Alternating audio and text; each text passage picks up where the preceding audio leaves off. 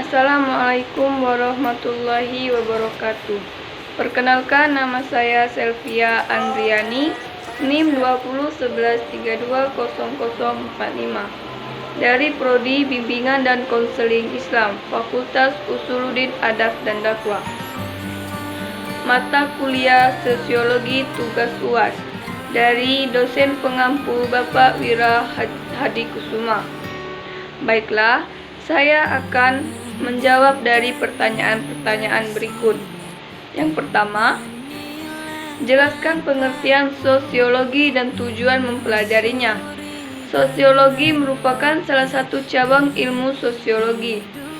Menurut Kamus Besar Bahasa Indonesia KBBI, sosiologi merupakan ilmu pengetahuan atau ilmu tentang sifat dan perkembangan masyarakat, ilmu tentang struktur sosial, ilmu proses sosial dan perubahannya. Sosial berasal dari kata Latin socius yang berarti kawan atau teman, dan kata Yunani yaitu logos yang memiliki arti pengetahuan. Tujuan mempelajari ilmu sosiologi adalah untuk menghasilkan pengertian-pengertian dan pola-pola umum, karena sosiologi meneliti dan mencari apa yang menjadi prinsip atau hukum-hukum umum dari interaksi antara manusia dan juga perihal sifat hakikat, bentuk, isi, dan struktur masyarakat.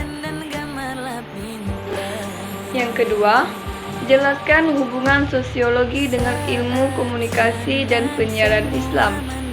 Ilmu yang mempelajari masyarakat yang dimana individu satu dengan individu lain saling berhubungan, dan objek kajian sosiologi adalah masyarakat, sedangkan komunikasi adalah proses penyampaian berita dari seseorang yang dapat dimengerti oleh penerima berita atau pesan.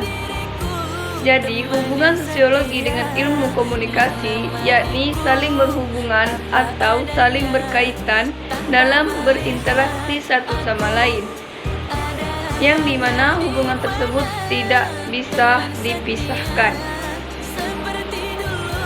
Yang ketiga, jelaskan secara singkat makalah saudara masing-masing. Di makalah kami terdapat ada beberapa pengertian dan pembahasan. Yang pertama, terjadinya lapisan masyarakat. Stratifikasi berasal dari bahasa Latin, yaitu stratus, yang artinya lapisan atau tingkatan di dalam masyarakat.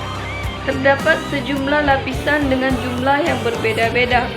Setiap masyarakat yang hidup teratur, ia menyebut sistem berlapis-lapis dapat dalam masyarakat itu dengan istilah social stratification.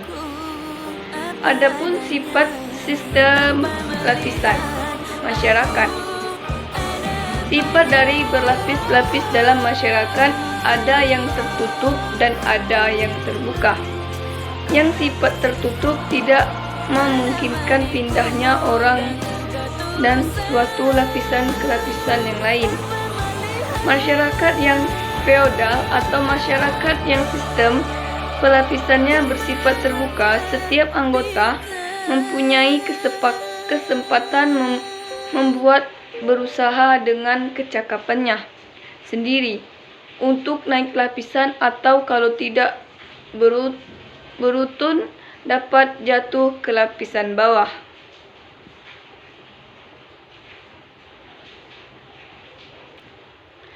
Dari sistem lapisan yang sudah dijelaskan di atas, bahwasannya lapisan sosial yang ada dalam kelompok masyarakat itu bermacam-macam, ada yang terbuka dan ada yang tertutup. Setiap masyarakat yang menginginkan